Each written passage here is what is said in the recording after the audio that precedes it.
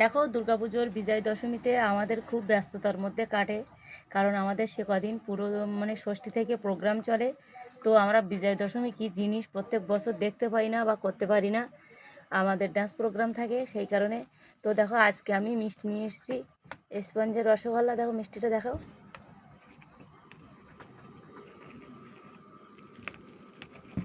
এই যে তুলে নরম নরম রসগোল্লা, দেখতেই পাচ্ছ মিষ্টিটা কত সফট, দেখতেই পাচ্ছ। দেখছো, মানে চাপ দিলেই নরম হয়ে যাচ্ছে, পুরো স্পঞ্জের রসগোল্লা। তো দেখো, তা তোমরা সবাই চলে এসো, আজকে বিজয় দশমী করি, কারণ এখানে অনেক মিষ্টি আছে, হয়ে যাবে। আর মিষ্টিটা এখন খাচ্ছি, দেখি কেমন মিষ্টিটা।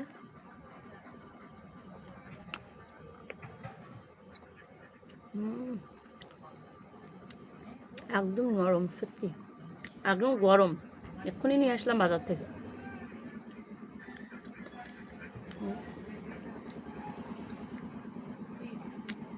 টাটা।